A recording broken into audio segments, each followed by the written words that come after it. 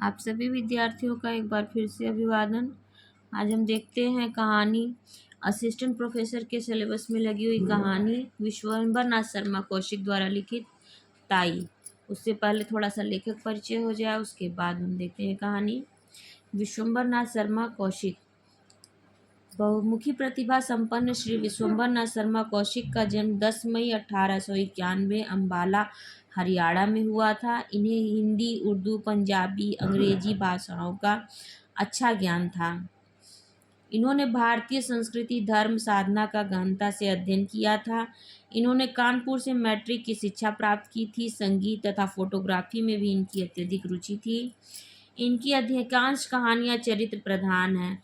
इन कहानियों के पात्रों में चरित्र निर्माण में लेखक ने मनोविज्ञान का सहारा लिया और सुधारवादी मनोवृत्तियों से परिचालित होने के कारण उन्हें अंत में दानव से देवता बना दिया है। कौशिक की कहानियों में पारिवारिक जीवन की समस्याओं और उनके समाधान का सफल प्रयास हुआ है। कहानियों में पात्र हमारी यथार्थ जीवन के जीते जागते लोग हैं, जो सामाजिक चेतना से अनुप्राणित तथा प्रेरणादायी हैं। इनका प्रथम कहानी संग्रह रक्षाबंधन 1913 में प्रकाशित हुआ था। महत्वपूर्ण फैक्ट है, रक्षाबंधन इनका प्रथम कहानी संग्रह है, 1913 में प्रकाशित है। इनकी कहानियाँ अपनी मूल संवेदना को पूर्ण मानविकता के साथ प्रकट करती हैं। इनका निधन सन 1945 में हुआ। और इनकी रचनाएं देखते हैं। रचना संसार, कल्लोल, बंध्या, पेरिस की नर्तकी, मणिमाला, चित्रशाला, साध की होली, रक्षाबंधन, अप्रैल फूल, ये सब कहानी संग्रह थे इनके। माँ भिखारड़ी, संघर्ष, ये उपन्यास हैं। दुबे जी की चिट्ठियाँ, दुबे जी की डायरी, व्यंग्य संग्रह है। उपन्यासों में माँ और भिखारड़ी तथा व्यंग्य संग्रह दुबे जी की चिट्ठियाँ तथा दुबे जी की डायरी बहुत लोकप्रिय हुए। इन्होंने साहित्यिक पत्रिका हिंदी मनोरंजन का संपादन करते हुए हिंदी लेखकों की नई पीढ़ी तैयार की। इस रूप में वे अविस्मरणीय हिंदी सेवी भी रहे। और इनका निधन 10 दिसंबर 1945 को कानपुर, उत्तर प्रदेश में हो गया। अब इनकी कहानी देखते हैं ताई, जो कि असिस्टेंट प्रोफेसर के सिलेबस में लगी हुई है। ताऊ जी, हमें रेलगाड़ी ला दोगे? कहता हुआ एक 5 वर्षीय बालक बाबू राम जी दास की ओर दौड़ा। बाबू साहब ने दोनों बाहें फैलाकर कहा, बेटा, हाँ बेटा, ला देंगे। उनके इतना कहते कहते बालक उनके निकट आ गया। उन्होंने बालक को गोद में उठा लिया और उसका मुंह चूमकर बोले, क्या करेगा रेलगाड़ी? बालक बोला, उसमें बैठकर बलि दूल जाएंगे, हम भी जाएंगे, चुन्नी को भी ले जाएंगे। बाबूजी को नहीं ले जाएंगे, हमें रेलगाड़ी नहीं ला देते। ताऊ जी, तुम ला दोगे तो तुम्हें ले जाएंगे। बाबू, और किसे ले जाएगा? बालक दम भर सोचकर बोला, वह और किसी को नहीं ले जाएंगे। पास में बाबू रामजी दास की अर्धांगिनी बैठी थी। बाबू साहब ने उनकी ओर इशारा करके कहा, और अपनी ताई को नहीं ले जाएगा? बालक कुछ देर तक अपनी ताई की ओर देखता रहा। ताई उस समय कुछ चिड़ी हुई सी बैठी थी। बालक को उसके मुंह का वह भाव अच्छा न लगा, अतएव बोला, ताई को नहीं ले जाएंगे। ताई जी सुपारी काटती हुई बोली, अपने ताऊ जी को ही ले जा, मेरे ऊपर दया रख। ताई ने यह बात बड़ी रुखाई के साथ कही। बालक ताई के शुष्क व्यवहार को तुरंत ताड़ गया। बाबू साहब ने फिर पूछा, ताई को क्यों नहीं ले जाएगा? बालक, ताई हमें प्यार नहीं करती। बाबू, जो प्यार करे तो ले जाएगा। बालक को इसमें कुछ संदेह था। ताई के भाव देखकर उसे यह आशा नहीं थी कि वह प्यार करेंगी। इससे बालक मौन रहा। बाबू साहब ने फिर पूछा, क्यों रे, बोलता नहीं? ताई प्यार करे तो रेल पर बिठा कर ले जाएगा। बालक ने ताऊ जी को प्रसन्न करने के लिए केवल सिर हिलाकर स्वीकार कर लिया, परंतु मुख से कुछ नहीं कहा। बाबू साहब उसे अपनी अर्धांगिनी के पास ले जाकर बोले, लो, इसे प्यार कर लो, तुम्हें ले जाएगा। परंतु बच्चे की ताई श्रीमती रामेश्वरी को पति की ये चुहलबाजी अच्छी न लगी। वह तो न कर बोली, तुम रेल पर बैठकर जाओ, मुझे नहीं जाना है। बाबू साहब ने रामेश्वरी की बात पर ध्यान नहीं दिया। बच्चे को उनकी गोद में बैठाने की चेष्टा करते हुए बोले, प्यार नहीं करोगी तो फिर रेल में नहीं बैठावेगा, क्यों रे मनोहर? मनोहर ने ताऊ की बात का उत्तर नहीं दिया। उधर ताई ने मनोहर को अपनी गोद से ढकेल दिया। मनोहर नीचे गिर पड़ा। शरीर में तो चोट नहीं लगी, पर हृदय में चोट लगी। बालक रो पड़ा। बाबू साहब ने बालक को गोद में उठा लिया, चुमकार पुचकार कर चुप किया और तत्पश्चात उसे कुछ पैसा तथा रेलगाड़ी ला देने का वचन देकर छोड़ दिया। बालक मनोहर भयपूर्ण दृष्टि से अपनी ताई की ओर ताकता हुआ उस स्थान से चला गया। मनोहर के चले जाने पर बाबू रामजी दास रामेश्वरी से बोले, तुम्हारा कैसा व्यवहार है? बच्चे को ढकेल दिया, जो उसे चोट लग जाती तो?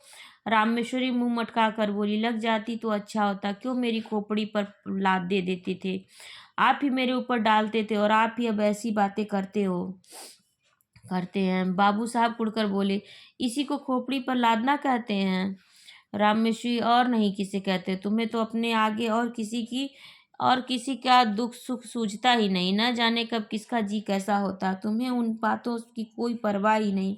अपनी चूहल से काम है। बाबू, बच्चों की प्यारी प्यारी बातें सुनकर तो चाहे जैसा जी हो प्रसन्न हो ही जाता है, मगर तुम्हारा हृदय न जाने किस धातु का बना हुआ है। रामेश्वरी, तुम्हारा हो जाता होगा और होने को होता है, मगर वैसा बच्चा भी तो हो, पराया धन से कहीं घर भरता है। बाबू साहब कुछ देर चुप रहकर बोले, यदि अपना सगा भतीजा पराया धन कहा जा सकता है, तो फिर मैं नहीं समझता अपना धन किसे कहेंगे। रामेश्वरी कुछ उत्तेजित होकर बोली, बातें बनाना बहुत आसान है। तुम्हारा भतीजा, तुम चाहे जो समझो, पर मुझे यह बातें अच्छी नहीं लगती। हमारे भाग ही फूटे हैं, नहीं तो यह दिन काहे को देखने पड़ते। तुम्हारा चलना दुनिया से निराला है। आदमी संतान के लिए न जाने क्या क्या करते हैं, पूजा पाठ करते हैं, व्रत रखते हैं, पर तुम्हें इन बातों से क्या काम? रात दिन भाई के भतीजों में मगन रहते हो। बाबू साहब बाबू साहब के मुख पर घृणा का भाव झलक आया। उन्होंने कहा, व्रत पाठ सब ढकोसला है। जो वस्तु भाग्य में नहीं वो पूजा पाठ से कभी नहीं हो सकती। मेरा तो यह अटल विश्वास है। श्रीमती जी कुछ रुआसे स्वर में बोली, इसी विश्वास ने सब चौपट कर रखा है। ऐसे विश्वास पर सब बैठ जाए तो काम कैसे चले? सब विश्वास पर ही बैठे रहे, आदमी काहे को किसी बात के लिए चेष्टा करे। बाबू साहब ने सोचा, मूर्ख स्त्री के मुंह लगना ठीक नहीं है, ते वह स्त्री की बात का कुछ उत्तर न देकर वहां से टल गए। बाबू रामजी दास धनी आदमी है, कपड़े की आढ़त का काम करते हैं, लेन देन भी है। इनके एक छोटा भाई है, उसका नाम कृष्णदास है। दोनों भाइयों का परिवार एक में ही है। बाबू रामदास जी की आयु 35 के लगभग और छोटे भाई कृष्णदास की आयु 21 के लगभग।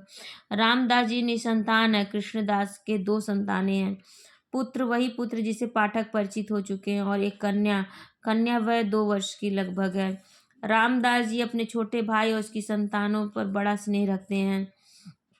ऐसा स्नेह कि उसके प्रभाव से उन्हें अपनी संतानहीनता कभी खटकती नहीं।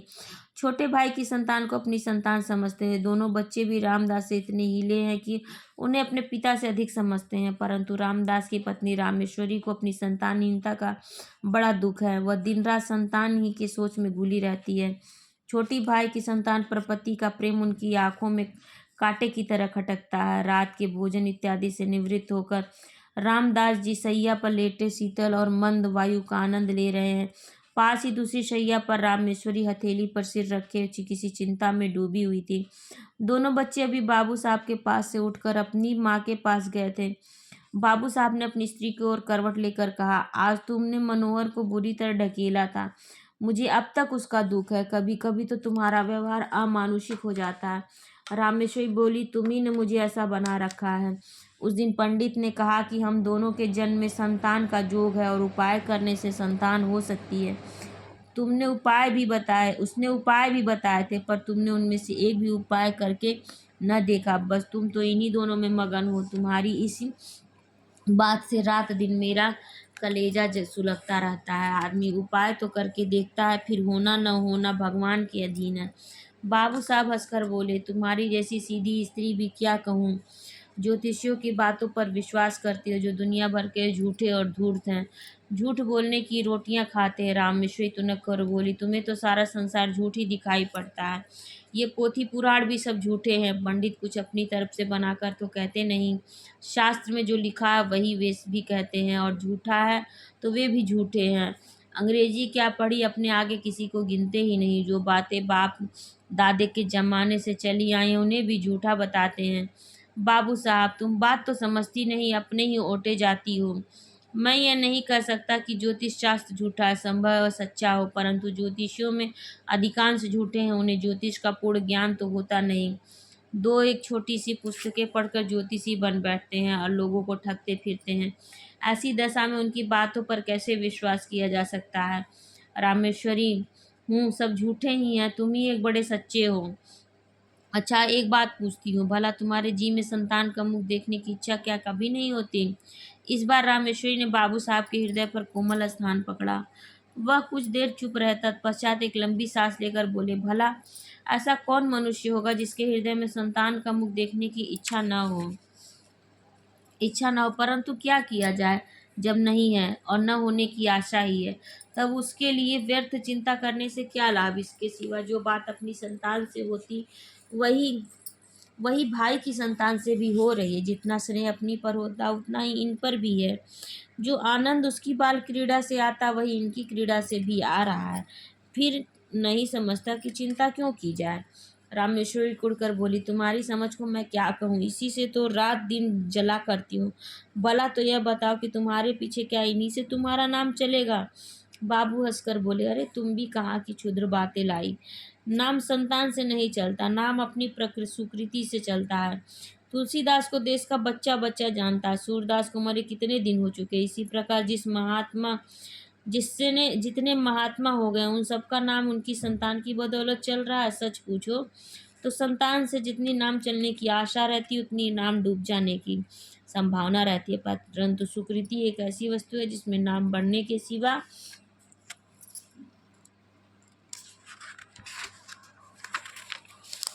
घटने की आशंका नहीं रहती है।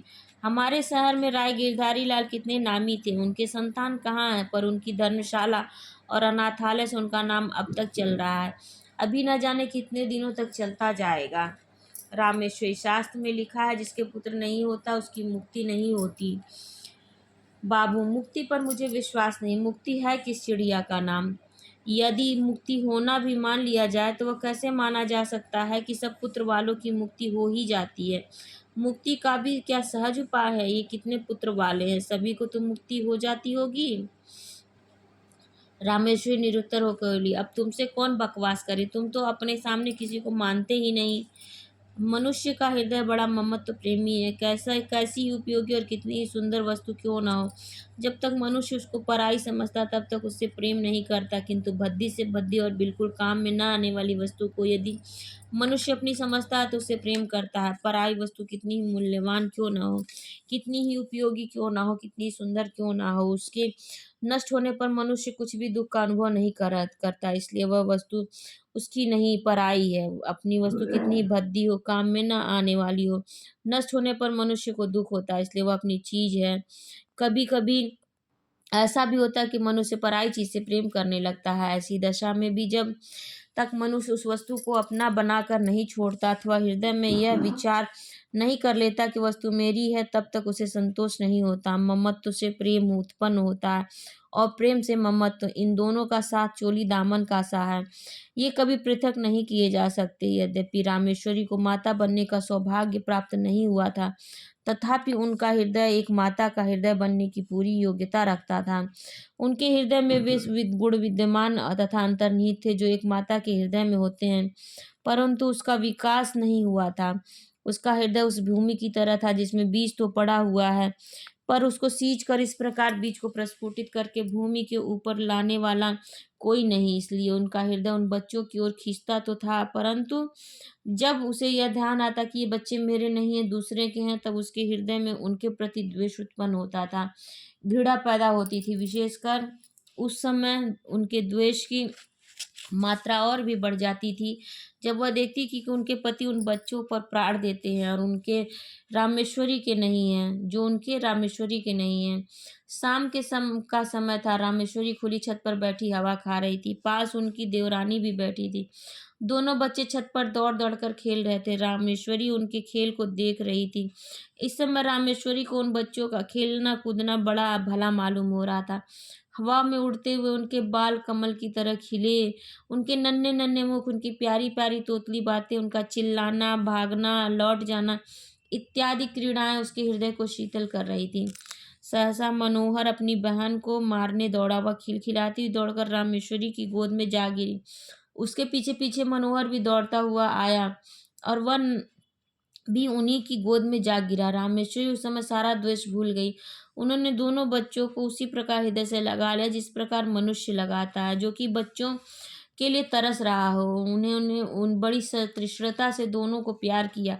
उस समय यदि कोई अपरिचित मनुष्य उन्हें देखता तो उसे यह विश्वास होता कि रामेश्वरी उन बच्चों की माता है। दोनों बड़ी देर तक उसकी गोद में खेलते रहे। सता उसी समय किसी के आने की आहट पाकर बच्चों की माता वहां से उठकर चली गई। मनोहर रेलगाड़ी कहते हुए बाबू रामजी दास छत पर आए। उनका स्वर सुनते ही दोनों बच्चे रामेश्वरी की गोद से तड़प कर निकल भागे। राम रामजी दास ने पहले दोनों को खूब प्यार किया, फिर बैठकर रेलगाड़ी दिखाने लगे। इधर रामेश्वरी की नींद टूटी। पति को बच्चों में मगन होते देखकर उसकी भावें तन गई। बच्चों के प्रति हृदय में फिर वही घृणा और द्वेष का भाव जाग उठा। बच्चों को रेलगाड़ी देकर बाबू साहब रामेश्वरी के पास आए और मुस्कुरा कर बोले, आज तो तुम बच्चों को बड़ा प्यार कर रही थी। इससे मालूम होता है कि तुम्हारे हृदय में भी उनके प्रति कुछ प्रेम अवश्य है।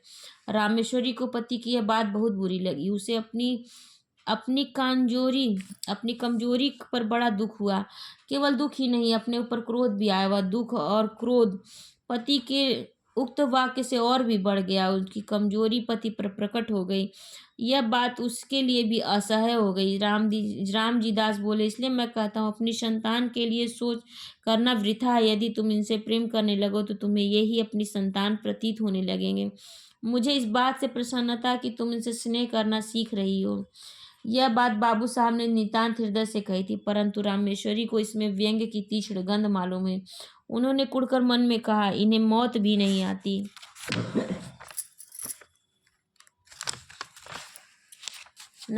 मर जाए पाप कटे। आठों पहर आंखों के सामने रहने से प्यार को जी ललचा ही उठता है। इनके मरे कलेजा और भी जला करता है। इनके मारे कलेजा और भी जला करता है।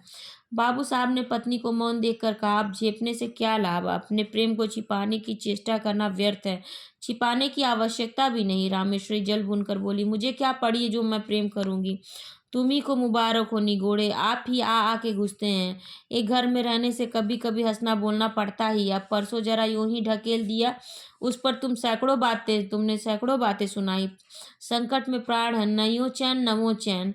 बाबू साहब को पत्नी का वाक्य सुनकर बड़ा क्रोध आया। उन्होंने कर्कश स्वर में कहा, न जाने कैसे हृदय की स्त्री है। अभी अच्छी खासी बैठी बच्चों से प्यार कर रही थी, मेरे आते ही गिरगिट की तरह रंग बदलने लगी।